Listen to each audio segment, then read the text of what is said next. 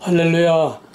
오늘도 하나님께서 말씀 가운데 임재하시고 하나님의 통치권으로 선포되는 말씀을 하나님이 그대로 이루어 주시기를 주의 이름으로 기원합니다. 오늘 하나님의 말씀은 예레미야 애가 1장 1절과 시편 23편 4절 5절 두 군데 보겠습니다. 예레미야 애가 1장 1절 다같이 한 목소리로 보겠습니다. 슬프다 이 성이여, 전에는 사람들이 많더니 이제는 어찌 그리 적막하게 앉았는고. 전에는 열국 중에 크던 자가 이제는 과부같이 되었고, 전에는 열방 중에 공주되었던 자가 이제는 강제 노동을 하는 자가 되었도다. 시편 23편 4절 5절입니다. 내가 사망의 음침한 골짜기로 다닐지라도 해를 두려워하지 않을 것은 주께서 나와 함께 하심이라. 주의 지팡이와 막대기가 나를 안위하시나이다. 주께서 내 원수의 목전에서 상을 베푸시고 기름으로 내 머리에 바르셨으니 내 잔이 넘치나이다. 아멘. 슬프다 이 성이여. 지난 금요일은 9.11 때 무역회관 쌍둥이 빌딩이 주저앉는 것 같고 일시에 모든 것이 다 무너진 듯 할 말을 잃었습니다. 마치 머리를 몽둥이로 얻어맞은 것처럼 뻥 하고 정신이 하나도 없고 이게 사실인가 아닌가 분별이 안 되고 그냥 모든 것이 올 수습돼서 할 말이 없었습니다. 그동안에 선포된 하나님의 영광스러운 메시아의 그 나라가 임하는 희망의 메시지는 어디로 갔는지, 갑자기 청천벽력과 같은 종말의 환란의 문이 열린 것 같습니다. 이 나라가 어떻게 세워진 나라인데 5대 3이다 4대 4다 뭐 이젠 다 해놓은 밥처럼 다 그냥 그저 앉아서 그냥 넘어가는 것처럼 늘 좋아서 날 때는데 내가 지난주에 경고했지요. 이런 사람의 많은 다수를 의지하지 말고 오히려 뒤통수 얻어맞을 예의주시하고 깨어서 더 하나님께 간절히 부르짖자고 그랬지요. 아니나 다를까 믿는 나무에 발등 찍힌다고 그 순간까지도 거의 대부분의 사람들이 또 정말 권위 있는 헌법학자들마저도 전부 다 4대4 아니면 5대3으로 다 기각될 거를 확실했습니다. 왜냐하면 세 사람은 확실한 보수라고 믿었기 때문입니다. 근데 그 헌법재판 변론은 문영배가 주도했지만은 그 평의에서 어떻게 됐는지 뭐 고성이 나오고 뭐하고 한다고 뭐 그런 말도 이거 있었는데 전부 다 물거품입니다. 마지막 순간에 벌써 주문 읽고 내려가는 거래 첫 마디부터가 이건 전부 다 완전히 문영배가 이쪽 증거는 다 캔슬하고 자기네 주장들만 그대로 갖다 그대로 모아놨더라고요. 아 이게 보나마나 탄핵이 인용되는구나. 아니나 다를까 주문이 전부 다 유죄예요. 이쪽의 증거 이쪽의 변론은 단 한마디도 받아들인 게 없어요. 아니나 다를까 만장일치로 파면 정말 하늘이 다 무너지는 것 같았습니다. 이 나라가 80년 동안 어떻게 세워진 오늘의 대한민국인데 정말 눈물과 땀과 피와 유교의 엄청난 피를 흘리고 유엔군과 미국의 수만 명들이 여기서 다 피를 흘리고 죽어 정말 우리가 그 희생의 대가를 다 말할 수 없고 산업화 과정에서 정말 독일 광부로 가고 독일 간호로 가서 눈물을 흘리면서 시체를 닦으면서 이렇게 세운 나라가 이렇게 하루아침에 무너질 수 있습니까? 하루아침이 아니죠. 6.25 때 참패를 당한 김일성이 70년대부터 심리전으로 돌아섰습니다. 물리적인 싸움으로는 우리는 안 되니까 심리적인 싸움을 하자. 그때부터 시작된 김일성 장학금과 80합본 386 지금 586 이것들이 전부 다 그 교육을 받고 훈련을 받고서 지금 40~50대면 다 중견 아닙니까? 대한민국 여소 전부 다 이것들이 베껴가지고서 요지부동입니다. 대한민국은 하루아침에 무너지는 게 아닙니다. 80년 우리가 세웠던 것만큼 그만큼 또 저놈들은 또 그만큼 60년 70년 우리를 계속해서 공격해왔고 소리 없는 싸움을 우리는 지금까지 해왔던 것입니다. 결국은 뭡니까? 멍청하고 있다가 그냥 메뚜기처럼 배만 두드리고 있다가 여기에 대한 대비를 하지 못하고 있다가 왜입니까? 김영삼 때부터 삼김시대를 지나서 김대중, 노무현, 이명박, 박근혜, 그 다음에 문재인까지 30년을 걸쳐서 완전히 다 문을 열어놨습니다. 박근혜가 끝판에 국사교과서를 뭐하고 좀 바로 하려고 하니까 그냥 탄핵을 딱 그냥 끝내버리고 손 쓸 틈이 없었습니다. 그때는 국민들도 아무것도 몰랐습니다. 박근혜 탄핵 때 탄핵 촛불들만 광란을 난리쳤지 이쪽에서는 광화문에서 모여서 그래도 떠들긴 했지만은 메카리가 하나도 없었습니다. 결국은 보기 좋게 당하고 말았습니다. 세월호와 함께 대한민국의 주권이 침몰됐습니다. 그 후에 문재인 5년 동안에 완전히 적성국가를 만들어놨습니다.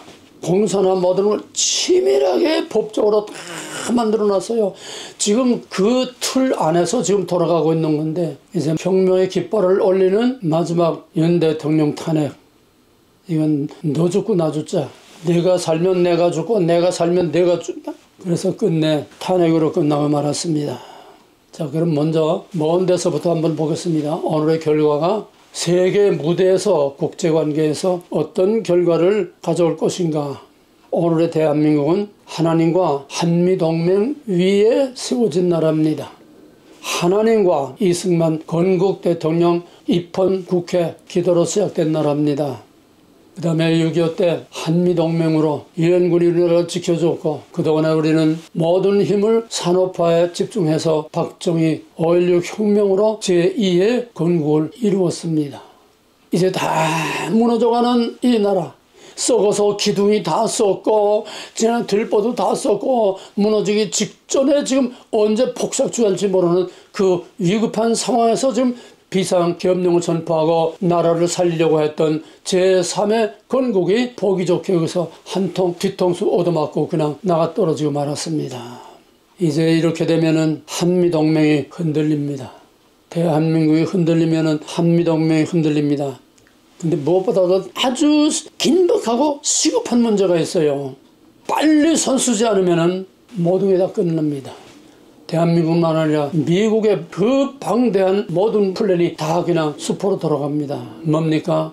무엇보다도 지금 80년 동안 우리가 피땀 흘려 쌓아온 최첨단 기술, 반도체, 국방과학, 방산 모든 각양각색의 최첨단을 가고 있는 모든 기술들과 군사 비밀들과 한미 작전 계획 등 중요 핵심들이 중국으로 다 넘어가게 되면 미국은 완전히 빨가벗고 마는 겁니다.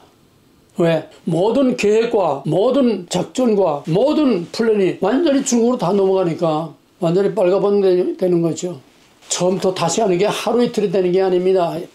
트럼프도 곤경에 처하게 됩니다.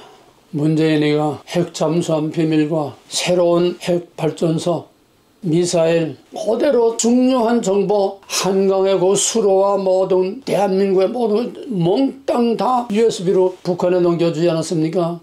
신인군 국방 하는 사람이 북한에서 그 얼마 후에 로켓 쏘는데 로켓 딱 보더니 아 이거 우리 뭐다 우리 스코트 미사일 그대로다 이건 딱 찍더라요. 그 사람 국방 전문가니까. 문재인이 나라를 다 빨갛게 만들어 놓고 우리나라 알맹이를 다 부처에 넘겨줬습니다.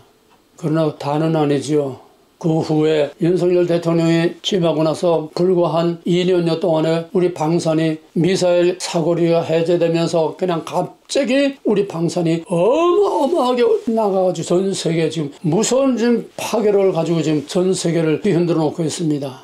지금 중국이 제일 무서워하는 게 한국의 방산입니다. 한국의 이 미사일입니다. 현무 4, 5, 6까지 지금 나오는데 현무 7을 좀 개발하고 있대요.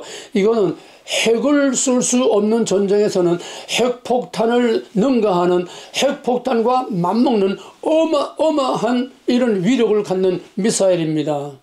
이거 중국으로 넘어가면은 이거 북한으로 넘어가면은 미국은 어떻게 됩니까? 이건 미국에서 백악관에서 초비상이 걸려야 될 문제입니다. 뭐 미국의 정보력은 뭐 말할 수 없으니까 뭐 다 알고 있으니까 가만히 있지는 않겠지요. 트럼프가 윤석열 탄핵되고 지금까지 한 번도 트럼프가 여기에 대해서 입을 열지 않고 있는 그 깊은 속내가 뭔지 우리는 아직 모릅니다.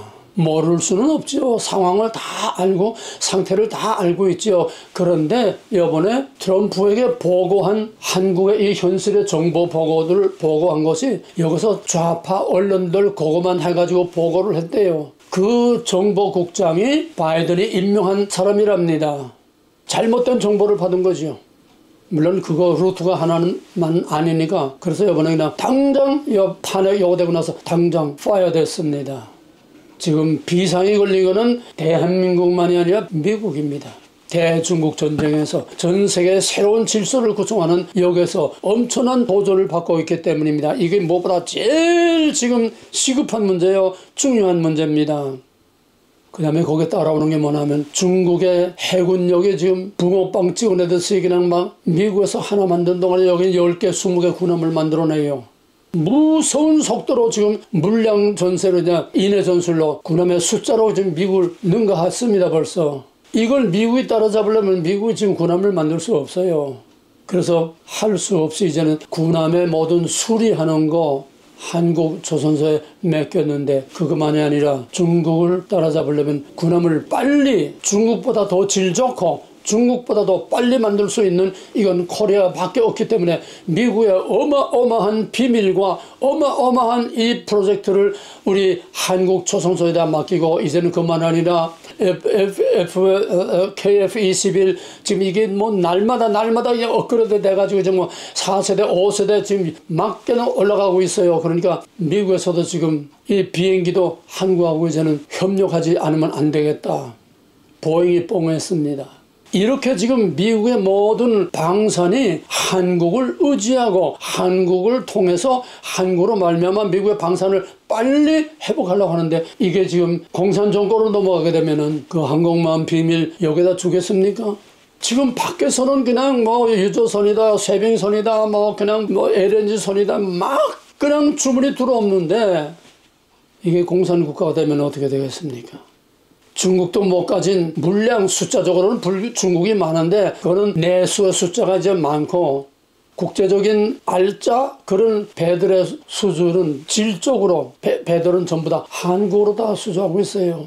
한국이 지금 막 올라가려고 하는데 여기 지금 찬물을 깨놓고 물그릇인 작전으로 발목을 잡고 이제 끌어내리는 어마어마한 지금 대변혁이 일어났습니다. 이번 탄핵 사태로 미국의 플랜이 다 흔들리게 됐습니다. 이제 2달 남았어요. 다음 대선에 만약에 이재명이 된다 하면은 벌써부터 미국 국무성에서는 이재명과 민주당이 만약에 집권하게 되면은 만약에 탄핵하게 되면은 이거는 내란, 반란, 폭력 집단으로 인정하겠다 그랬습니다. 악의 축, 폭력 집단. 그러면은 그 직전에 미국의 가장 중요한 보수 대통령 싱크탱크인 CPEC에서 거기서 대통령, 부통령 거기 뭐 중요 최고 인사들 다 참여했습니다. 안보에 관한 인사들 다 참여했습니다. 거기서 결정하기를 한미동맹 제3조론을 재해석했습니다.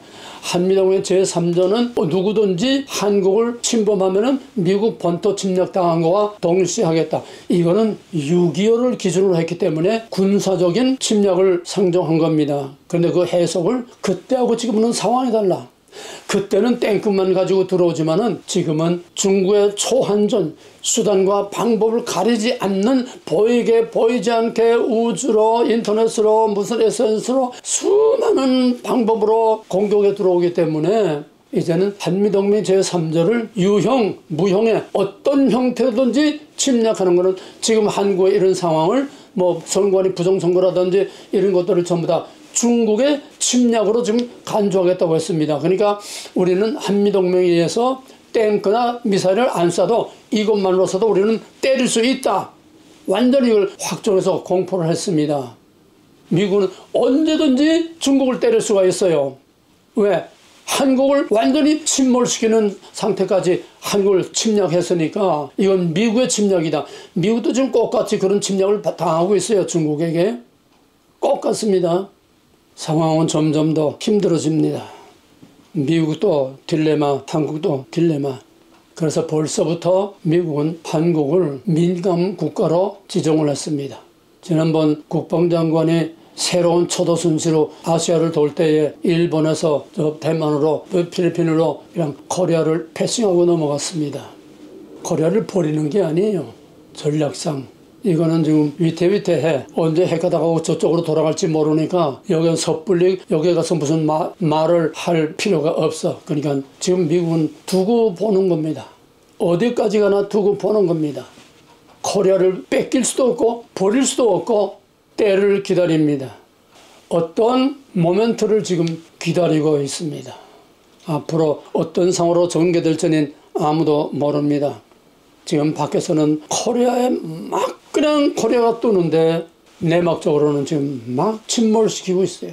이게 심각하게 되면은 예를 들어서 이재명이 정권을 잡으면은 폭력 집단으로 간주하고 있다는데 거기에 한미동맹이 작동을 하겠습니까? 한미동맹이 흔들리면 모든 것이 다 흔들립니다. 통상, 안보, 아시아 정책, 또 한국의 통일, 알래스카 모든 프로젝트, 북극 항로, 신아시아 질서, 중국 포위작전, 모든 미국의 모든 전략이 몽땅 다 all stop 됩니다. 이건 단순한 아시아의 조그만 나라 대한민국의 얘기만 아니에요. 거기에 설상가상 한동훈이가 법무장관 하면서 만들어 놓은 우리나라 저출산에다가 노동 인력이 없다고 이제는 이민밖에 해결책이 없다고 해서 그 이민 그거를 해서 무비자 입국 4월 1일부터 무비자 입국하니 지금 중국 사람들이 그냥 빼고리로 몰려 들어옵니다. 여기는 간첩도 들어오고 여기는 뭐 데모할 놈들 폭력할 놈들 별의별 놈들이 다 들어옵니다. 왜? 중국은 우리나라 간첩법에 해당이 안 돼요. 마음대로 간첩 활동을 해도 우리가 그거를 현행범으로 그냥 일반 법으로는 잡아도 간첩죄로 처벌을 못합니다. 이 약점을 알기 때문에 지금 중국이 그냥 막 들어오는 겁니다. 지금 떼거리로 들어와서 국내 모든 첩보 활동, 내란, 폭동, 모든 부동산, 제조업, 노조, 언론, 정치, 입법, 사법, 행정 몽땅 한국을 완전히 다 장악하면은 지금 한국은 세계 어느 나라, 세계 어느 때에도 없었던 정말로 세계가 다 얽혀있는 어마어마한 큰 혼란의 때를 맞고 있습니다. 따라서 날개도 친 방산, 원전, 대한민국의 가장 큰 프로젝트들이 지금 다 무너지게 생겼습니다. 윤석열 2년 동안에 원전과 이 방산으로 지금 어마어마한 돈을 전 벌어들이게 이게 다 올스톱되게 됐습니다.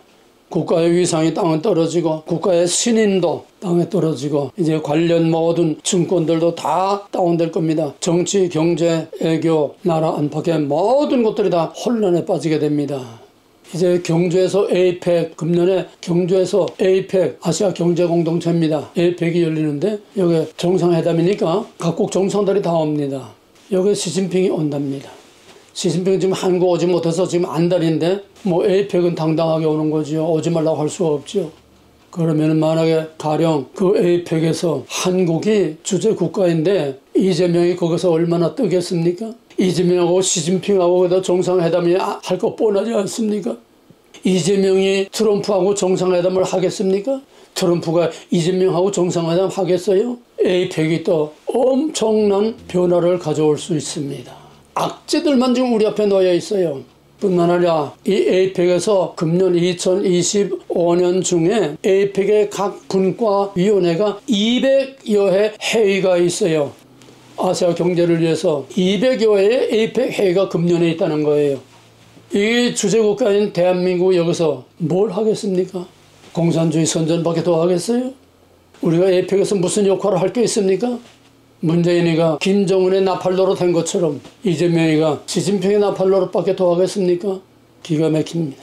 모든 국제관계 애교가 파탄나고 모든 자유진영에서 고립되고 미국과 러시아가 북한 연합해서 한반도의 통일을 가져올 때에 한국은 완전히 패싱되고 미국, 러시아, 북한하고 연합해서 통일을 하게 될 겁니다.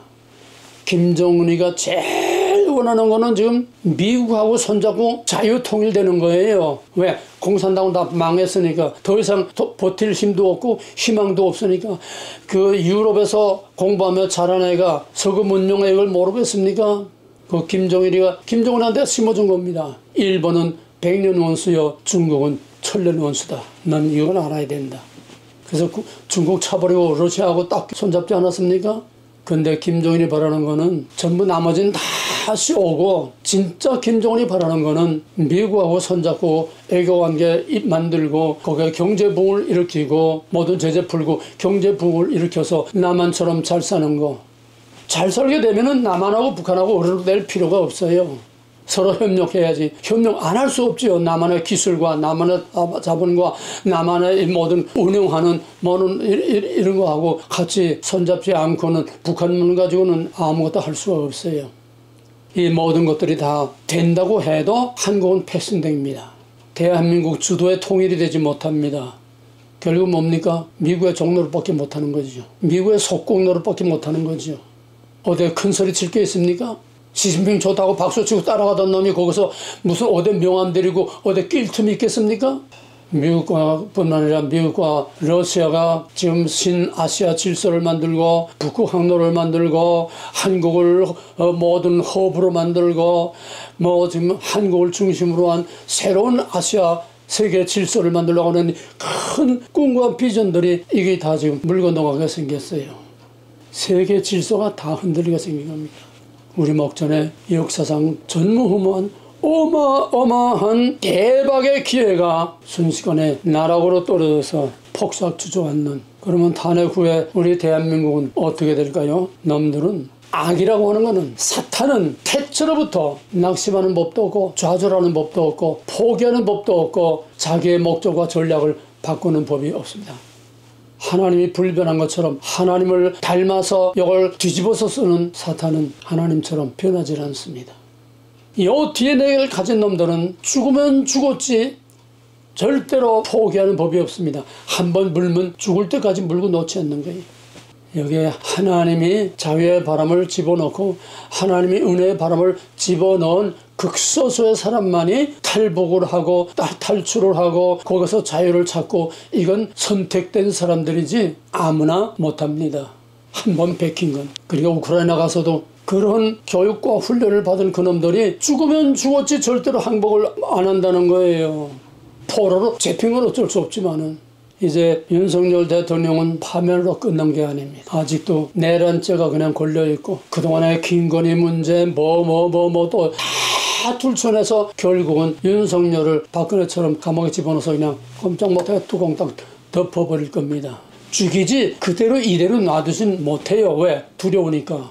반드시 윤석열을 어떤 죄목을 걸려서 어디 박근혜가 뭐 죄가 있어서 뭐 들어갔습니까?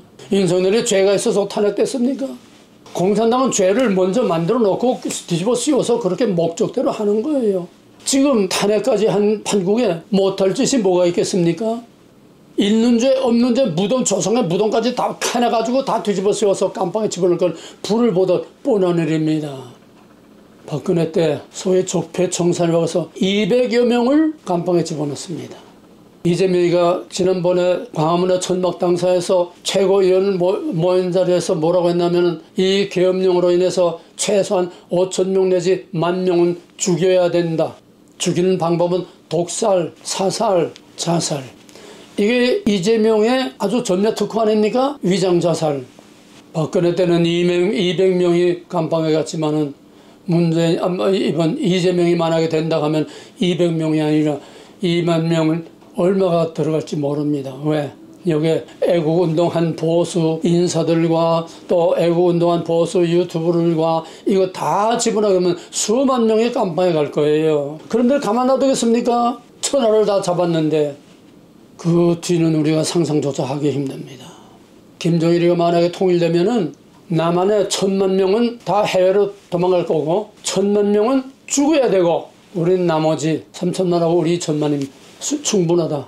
이게 공산당이요? 공산당은 뭐든지 깃발이 빨갛지 않습니까? 피해 혁명입니다. 사람 죽이는 게 공산당입니다. 가문인설과 온갖 거짓말로 사람을 죽이는 것이 끊임없이 죽입니다. 북한을 보세요. 지금까지도 끊임없이 계속 죽이지 않습니다. 중국도 보세요. 고위 장성들 수십 명이 별처럼 그냥 뚝뚝뚝뚝 떨어져 행방불명돼요. 그냥 행방불명. 뭐 어디로 갔는지도 몰라요. 그냥 그저 미사일 사령부의 장성들만도 벌써 18명이가 몇 명의 장성들이 그냥 싹 다 행방불명됐어요. 공산당은 죽음의 지옥입니다. 죽음의 불입니다.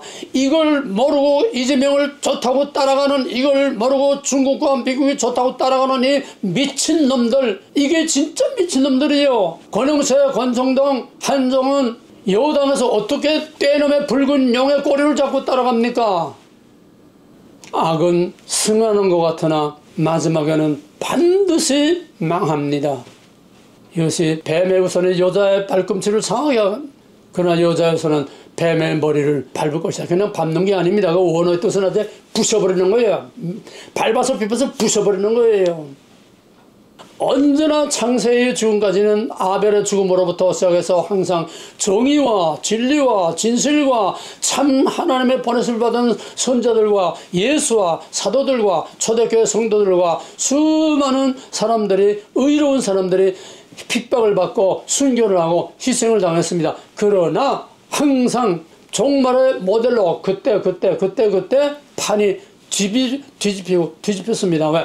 초대교회 예수 하나 죽이면 다 끝날 줄 알았는데 예수 죽고 나니까 아야 여원의 불길같이 막 번져나와서 로마 시내까지 막 기독교 복음이 들어가서 이걸 내려가 불을 질러놓고서는 다 기독교들 다 핍박하고, 그때부터 본격적인 핍박이 300년 동안 계속되면서 기독교가 말살될 줄 알았는데 어떻게 됐습니까? 게르만이 쳐들어와가지고 게르만이 기독교를 개종해가지고 로마 제국이 완전히 기독교를 국교로까지 만들지 않았습니까? 뿐만 그 복음이 로마 제국을 통해서 전 세계를 다 정복했습니다. 이것이 성경의 원리요, 구속사의 원리요, 하나님의 원리입니다. 하나님은 그냥 힘이 없어서 그냥 가만히 그냥 밀려가는 게 아니에요. 하나님은 때가 차기까지 그 죄악이 꽉 찰 때, 심판의 리밋이 꽉 찰 때까지 하나님은 악이 관영하도록 하나님께서 가만 놔둡니다. 유다를 심판하기 위해서 므낫세의 죄악으로 최고의 절정에 이르기까지 하나님은 므낫세의 죄악을 키워줬습니다. 북왕국 이스라엘도 여로보암 2세가 아주 솔로몬 시대를 방불케 할 정도로 아주 부강하고 편안하고 그러니까 속으로 썩을 대로 다 썩어가지고 썩을 대로 놔뒀다가 아스르로 때렸습니다. 하나님은 길러서 잡습니다. 길러서 죽입니다.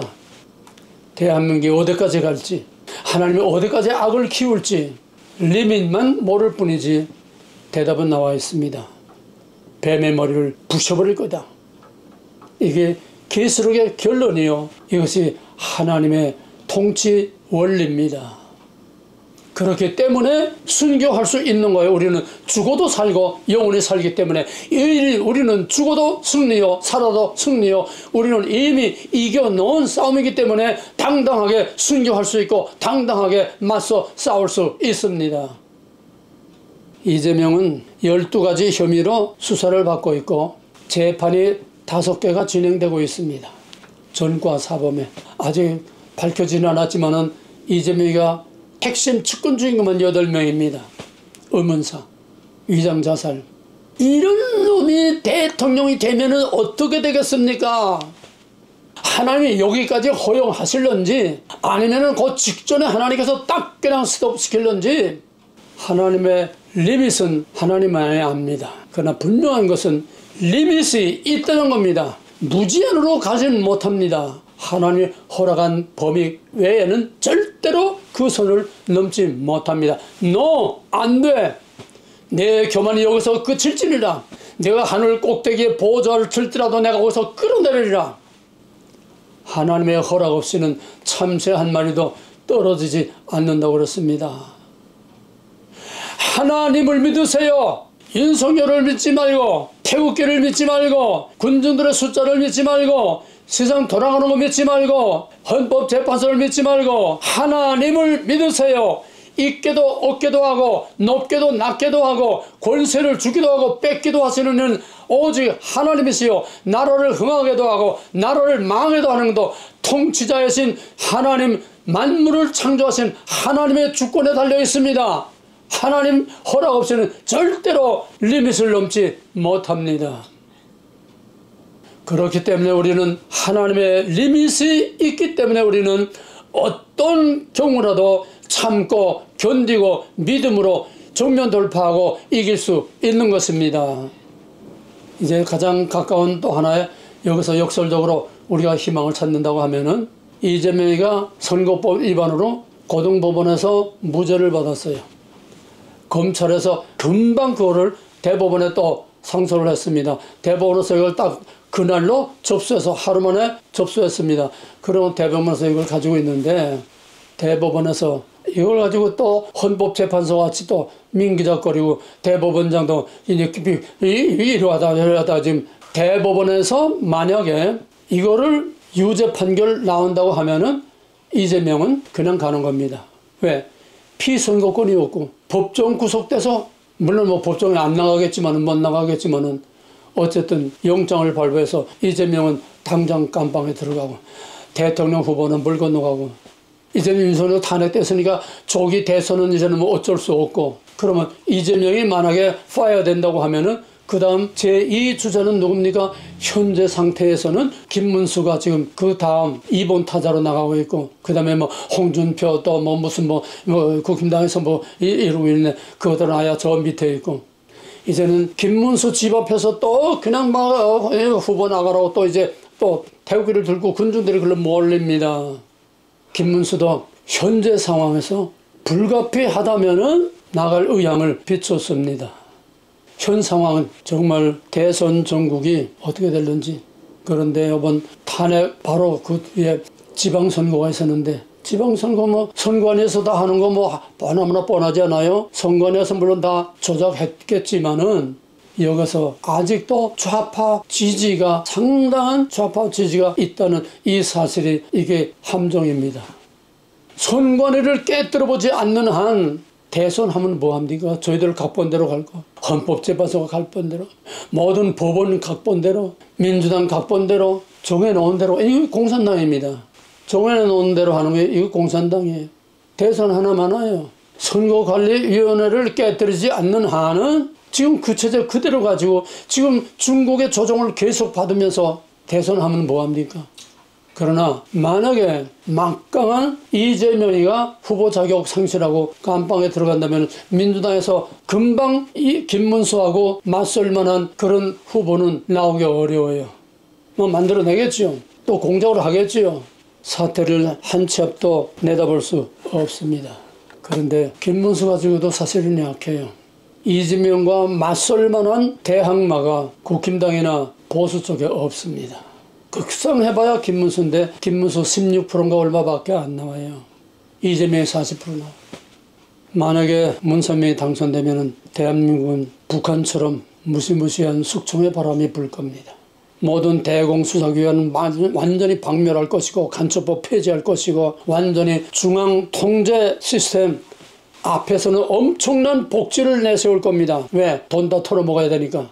문재인이 그냥 청와대 주기로 했는데 그 자리에서 돈 다 나눠먹을 뜻이 그냥 다 나눠먹은 것처럼 돌아가면 국고를 다 털어먹고 다 나눠먹을 겁니다. 모든 개인의 권리를 말할 것도 없고 부동산 모든 재산 소유 소위 기본소득제라고 하는 거 언론 노조가 기업을 경영하고 이재명의 정책 가장 대표적인 것이 기본입니다. 기본. 5개 기본. 4월 40 선거 때 민주당 공약으로 내세운 기본사의 5대 기본이 뭐냐 하면은 출생에서 노년까지 모든 사람이 다 평등. 출생에서 노년까지 모든 사람이 다 평등이 평등이라는 게 이게 함정입니다. 예? 잘 이해하세요. 다 좋은 게 아니에요. 복지를 이렇게 다 해주겠다는 거예요. 그 다음에 기본적인 삶. 기본적인 삶이 뭡니까? 기본소득제. 모든 사람들은 최소한 기본적인 소득을 정부에서 돈 주겠다는 거예요. 뭡니까? 북한의 공산당식 배급제입니다. 정부에 의존해서 먹고 살게 만드는 거예요. 그래야 저희들이 마음대로 움직이니까. 개인이 벌어먹고 사는 게 아니라 정부에서 주는 꽁돈 가지고 그거 받아먹고 살라는 거예요. 그 모든 게 다 무너지고 정부에 손 내밀고 그 배급 거기에 의존하고 살라는 거예요. 완전히 공산당 배급제가 되는 겁니다. 그리고 월 1만 원 임대주택. 한 달에 10,000원, 한 달에 10,000원 임대주택. 그럼 미국의 달러는 10불이에요, 10불. 한 달에 10불 내고 살라는 거예요, 임대주택. 이 완전히 사회주의 공산당 만드는 거죠. 그 다음에 국공립대학과 전문대학은 무상교육.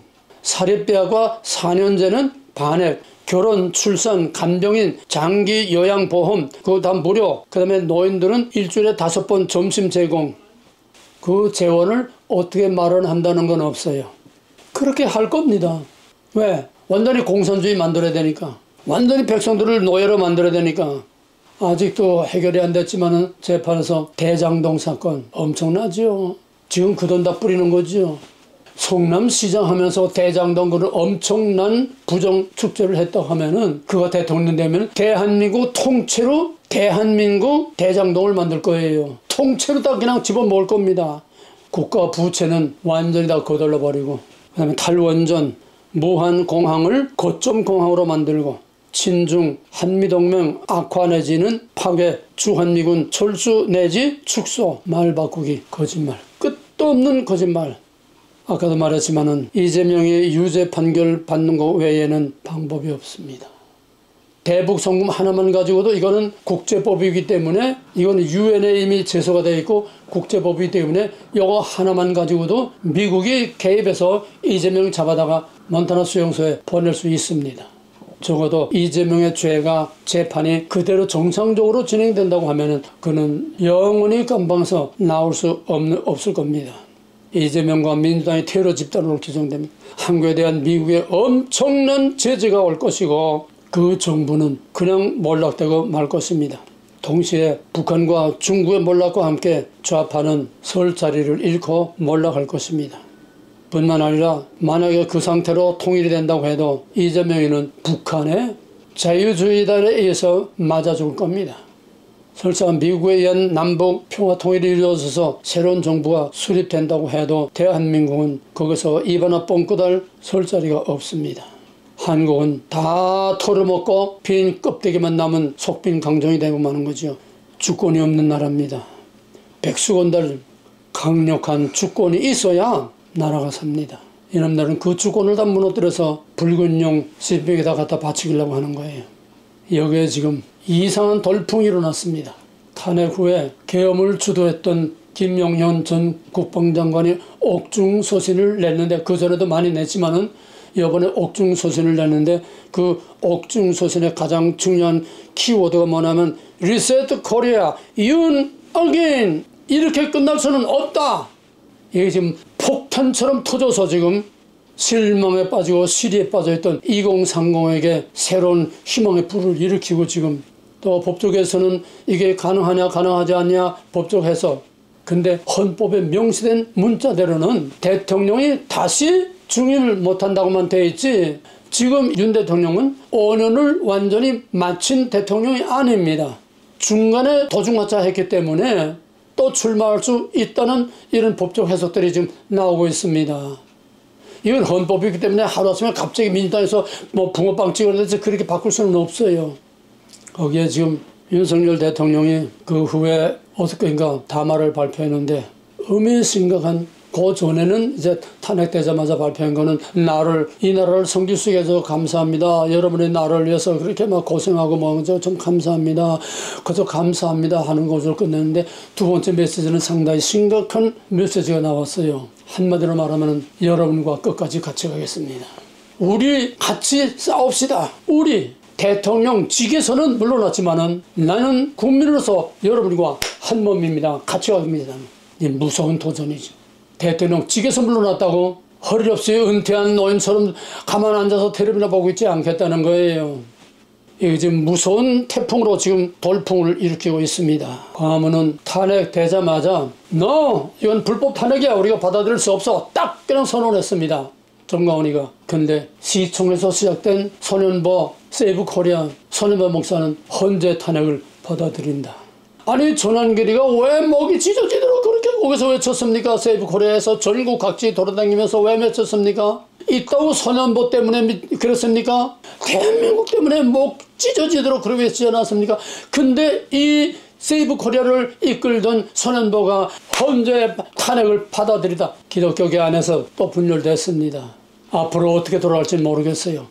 소년보가 다시 돌아설런지 아니면 2030을 중심으로 해서 또 새로운 파워가 또 일어날런지, 분명한 거는 이대로 조용히 끝나지는 않는다는 겁니다. 국내에서 보든지 트럼프로 보든지 이대로 끝낼 수는 없어요. 하나님으로 보든지 트럼프로 보든지 윤석열로 보든지 우리 대한민국 자유를 사랑하는 민주주의를 사랑하는 대한민국의 뿌리로 보든지 박정희가 일으킨 이 위대한 대한민국의 뿌리가 이대로 폭삭 주저앉고 그냥 재가 되고 말 수는 없다는 겁니다. 하나님 안에 절망은 없습니다. 하나님의 때와 과정이 있을 뿐입니다. 때와 과정이 있을 뿐입니다. 그 때와 과정은 하나님의 전적으로 달려 있습니다. 하나님은 그가 택한 이 백성, 하나님의 택한 배달민족, 배달은 동방의 빛이라고 그랬죠. 백이민족, 거룩한 선민의 상징입니다. 거기에 두신 하나님의 언약이 뭡니까? 역사적인 최근의 역사적인 증거들이라고 그랬죠. 하나님의 선택과 언약은 절대로 변하지 않습니다. 변할 수 없습니다. 천지가 흔들리고 바다가 흉흉할지라도 내가 안연하리로다. 왜? 여호와 나의 피난처시요 나의 구원이요 나의 요새시요. 그래서 천지가 흔들려도 흔들리지 않는 것은 하나님의 택한 백성과 그 백성과 맺은 언약은 영원히 변치 않는 겁니다. 하나님의 때와 과정에 따라서 상황이 다를 뿐입니다. 반드시 하나님은 그 백성을 구원하십니다. 이것이 우리의 믿음의 마지막 결론이요 정말로도 신앙이요 새하늘과 새 땅을 바라보는 우리의 믿음의 궁극적인 목적이 아닙니까? 이것이 없다면 우리가 뭘 하나님이 믿을 게 뭐가 있습니까?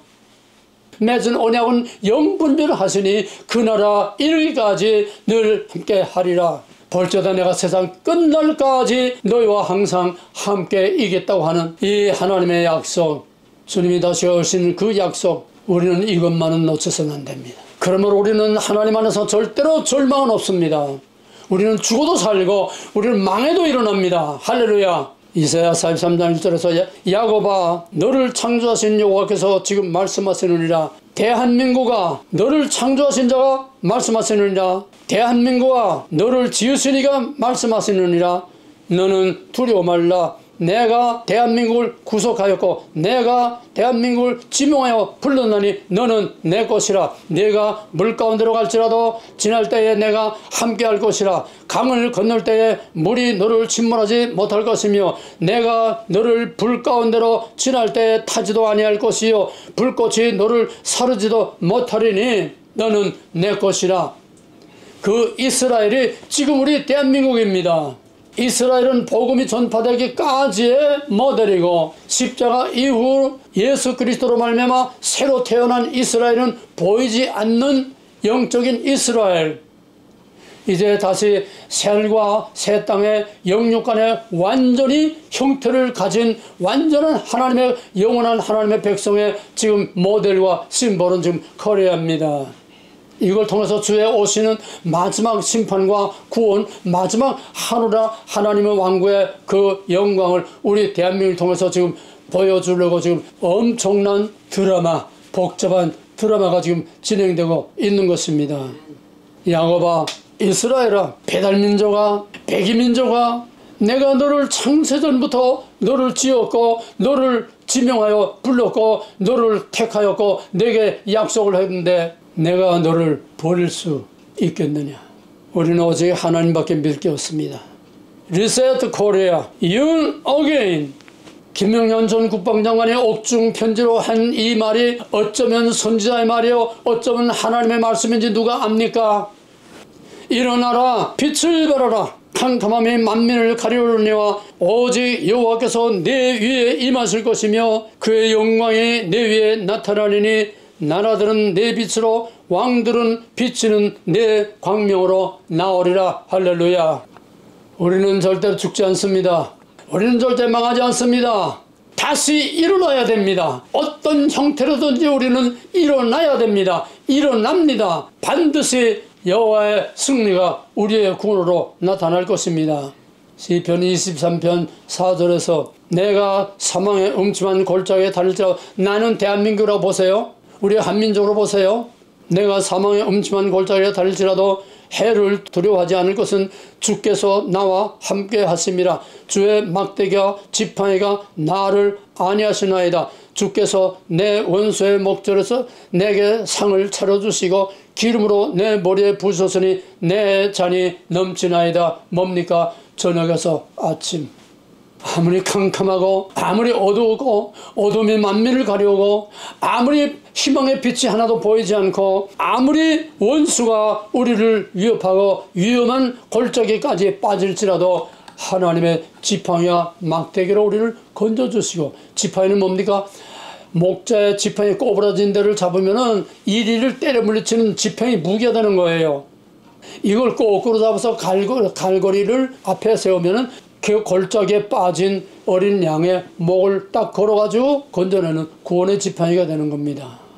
주의 막대기와 막대기는 우산대같이 꼬부라진 데 잡은 막대기가 되는 거예요. 때리는 무기가 되는 거예요. 지팡이는 거꾸로 잡으면은 목을 걸어서 그 갈고리를 걸어서 골짜기에 빠진 어린 양을 건져내는 구원의 지팡이가 되는 것입니다. 할렐루야. 마지막 춘향전은 바이블입니다. 춘향전은 전 성경의 압축입니다. 어떻게 하나님이 우리가 하나님도 알지 못할 때에 이런 춘향전과 같은 이런 작품을 주셨는지 하나님이 이 민족에게 바이블을 주신 겁니다. 하나님의 약속을 주신 겁니다. 이 민족에 대한 하나님의 약속을 주신 겁니다. 마지막 목에다가 경칼을 차고 사또 앞에 거기서 마지막 재판을 받는 그 자리에서 그가 왜 절개를 지켰습니까? 이도령하고 맺은 약속 때문에. 우리가 왜 순교를 하며 왜 목숨을 걸고 끝까지 예수를 믿고 끝까지 이 믿음을 지킵니까? 우리 신랑된 이도령 예수님의 약속 때문이다. 볼저다 내가 세상 끝날까지 내가 다시 와서 너를 나 있는 곳에 있겠다. 똑같지 않습니까? 뭐가 다릅니까? 이름만 바꿔놓으면 성경이 되는 거죠. 때가 찰 때 결정적인 순간에 아멘 오사 출도 거기에 그냥 이게 시편 23편입니다. 모든 나라 그 앞에 무릎을 꿇고 그 위에 앉아서 춘향이가 왕후처럼 그 옆에 앉아서 영광을 받고 사또가 사시나물 떠들 벌벌 떠는 이것이 마지막 심판이 아닙니까? 하나님이 우리에게 춘향전 주신 것은 우리에게 나름대로의 바이블을 주신 겁니다. 우연이 아닙니다. 하나님의 약속입니다. 설사 이재명이가 대한민국을 어떻게 흔들어 놓고 민주당의 대한민국을 아무리 흔들어 놔도 결정적인 순간에 아멘 오사 출두 하나로 끝나는 겁니다. 할렐루야. 이걸 위해서 우리는 낙심하지 말고 오히려 더 힘을 얻어서 윤 대통령이 그 메시지의 마지막에서 우리와 함께 힘써 싸웁시다. 하나님의 백성은 절대로 망하지 않습니다. 이제는 하늘과 땅을 진동시켜 아멘 오사 출두로 산천초목이다 벌벌 떨게 다시 오실 만왕의 왕 우리 주 예수 그리스도의 모나신 은혜와 이 모든 큰 플랜을 홀로 주관하고 계시는 드라마 작가이신 하나님 아버지의 극진하신 사랑과 여기에 각양각색으로 모든 드라마를 만들어가는 바로 감독이요 연출가인 우리 보혜사 성령의 감화감동 역사하시는 은혜와 능력이 하나님의 약속을 믿고 하나님의 구원을 믿고 하나님의 영광을 바라보는 모든 자유를 사랑하는 민족들 위해 미국과 대한민국과 먼 세계에 하나님과 자유를 사랑하는 모든 이들 위해 이제로부터 영원토록 함께 있을지어다. 아멘.